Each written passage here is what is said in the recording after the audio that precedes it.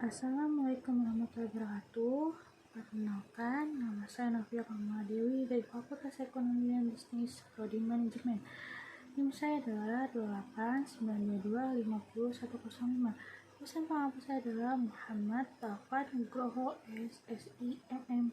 Di sini saya akan menjelaskan tentang performa tes mata kuliah Etika Bisnis. Saya menjelaskan tentang latar belakang etika bisnis. Etika bisnis Islam merupakan suatu bidang ilmu ekonomi yang terkadang dilupakan banyak orang. Padahal melalui etika bisnis inilah seorang dapat memahami suatu bisnis persaingan yang sulit sekalipun. Bagaimana bersikap manis, menjaga sopan santun, berpakaian yang baik, sampai bertutur kata. Semua itu ada meaningnya. Bagaimana era global ini tuntut untuk menciptakan suatu persaingan kompetitif sehingga dapat terselesaikan tujuan dengan baik. Kolusi, korupsi, mengandalkan koneksi, kong kali kong menjadi suatu hal yang lumrah. Padahal pada etikanya tidak begitu.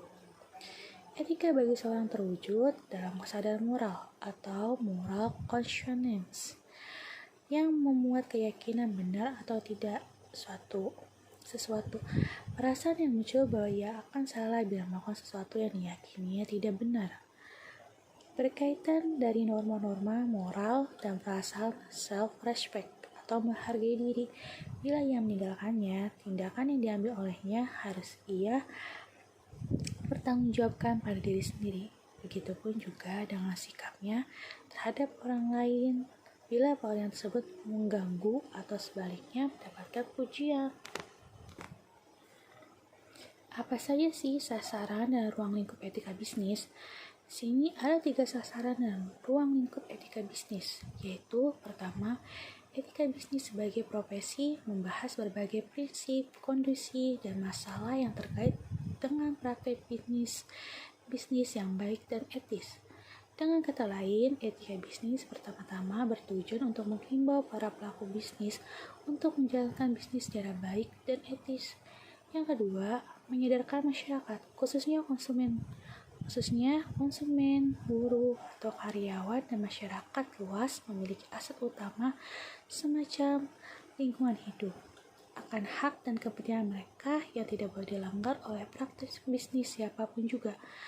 Pada tingkat ini, etika bisnis berfungsi untuk menggugah masyarakat bertindak menuntut para pelaku bisnis untuk berbisnis secara baik demi terjaminnya hak dan kepentingan masyarakat tersebut. Etika bisnis mengajak masyarakat luas seperti karyawan, konsumen, atau pemakai aset umum lainnya yang berkaitan dengan kegiatan bisnis untuk sadar dan berjuang menuntut hak dan paling penting kurang agar hak dan kepentingannya tidak dirugikan oleh kegiatan bisnis pihak manapun. Sasaran dan ruang lingkup etika bisnis yang ketiga adalah etika bisnis juga berbicara mengenai sistem ekonomi yang sangat menentukan etis tidaknya suatu praktek bisnis. Dalam hal ini, etika bisnis lebih bersifat makro, yang karena itu barangkali lebih tepat disebut ekonomi. Dalam lingkup makro semacam ini, etika bisnis berbicara tentang monopoli, oligopoli, kolusi, dan praktek-praktek semacamnya yang sangat mempengaruhi tidak saja sehat tidaknya suatu ekonomi, melainkan juga baik tidaknya praktek bisnis dalam negara. Landasan teori pengertian etika dan bisnis. Etika berawal dari kata etos yang memiliki arti sikap, perasaan, akhlak, kebiasaan, dan watak. Bisnis yang diartikan sebagai suatu usaha. Etika bisnis adalah suatu tata cara yang dijadikan sebagai acuan dalam menjalankan kegiatan berbisnis, di mana dalam tata cara tersebut mencakup segala macam aspek, baik dari individu, institusi, kebijakan, serta perilaku bisnis. Teori-teori etika bisnis ada 4. Yang pertama, teori keutamaan. Teori keutamaan adalah tentang keutamaan memandang bagaimana seseorang bersikap. Perilaku atau sikap baik seseorang akan menciptakan watak dan karakter yang baik secara moral juga. Yang kedua, teori hak. Teori hak adalah berbicara mengenai suatu yang pantas dan harus didapatkan oleh seorang individu. Sehingga jika dilihat dari segi bisnis, segala keputusan yang diambil perusahaan tidak boleh melanggar hak seseorang. Teori deontologi adalah dalam etika bisnis menekankan tentang kewajiban seseorang untuk berperilaku sesuai dengan tanggung jawab yang diberikan. Teori terekologi. Kata terekologi berasal dari bahasa Yunani yaitu telos, yang berarti tujuan atau akhir. Teori ini menganggap bisnis etis adalah berhasil menciptakan keseimbangan yang baik sehingga pada tujuan terakhir, sehingga dalam kata lain teori ini berdasarkan konsep kebaikan. Pendekatan stakeholder. Pendekatan stakeholder adalah merupakan sebuah pendekatan baru yang banyak digunakan, khususnya dalam etika bisnis. Dalam hal ini, pendekatan stakeholder adalah cara mengamati dan menjelaskan secara analisis bagaimana berbagai unsur dipengaruhi dan mempengaruhi keputusan dan tindakan bisnis. Pada akhirnya, pendekatan stakeholder menuntut agar bisnis mampu perlu dijalankan secara baik dan etis, justru demi menjamin kepentingan semua pihak yang terkait dalam bisnis tersebut.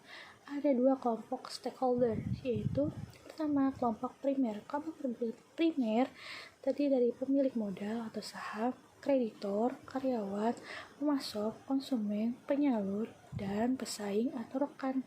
Kedua, kelompok sekunder. Kelompok sekunder terdiri dari pemerintah setempat, masyarakat pada umumnya, dan masyarakat setempat.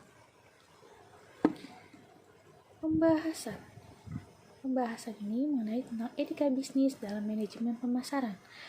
Kegiatan pemasaran atau promosi dilakukan untuk memberitahu atau menawarkan produk atau jasa agar mudah dan cepat dikenali oleh masyarakat dengan harapan adanya kenaikan pada tingkat pemasaran. Unsur-unsur yang harus diperhatikan dalam etika pemasaran: pertama, mempunyai tanggung jawab sosial terhadap masyarakat, mampu mengendalikan diri sendiri untuk tidak memperoleh apapun dan dari siapapun setelah dalam bentuk apapun, menciptakan persaingan yang sehat dengan dapat terjalin kerjasama antara pelaku bisnis. Etika bisnis dalam manajemen produksi. Etika produksi adalah aturan normatif yang mengandung sistem nilai dan prinsip moral yang merupakan pedoman bagi karyawan dalam melaksanakan tugas pekerjaannya dalam perusahaan. Karena itu, etika kerja karyawan secara normatif diturunkan dari etika bisnis. Etika bisnis dalam manajemen sumber daya manusia.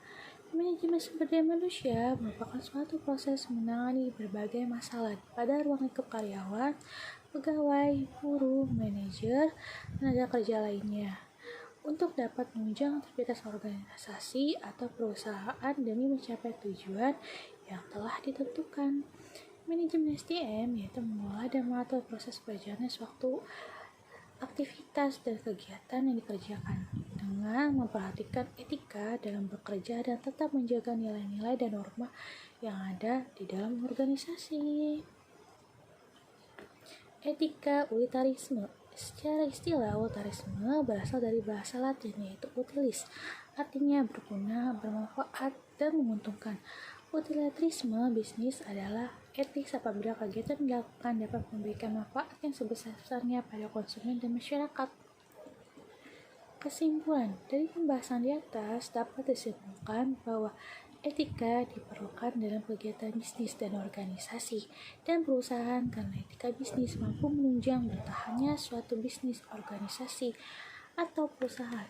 Sarannya, dari kesimpulan di atas, maka penulis ingin memberikan saran yang diharapkan bisa dijadikan bahan masukan atau lebih mengembangkan pendidikan dalam masyarakat dan beretika di dunia bisnis. Sekian penjelasan dari saya mengenai tentang etika bisnis. Semoga bermanfaat bagi kalian yang mendengar dan melihat. Kurang lebihnya saya mohon maaf bila ada salah-salah. Saya mohon dimaafkan. Assalamualaikum warahmatullahi wabarakatuh.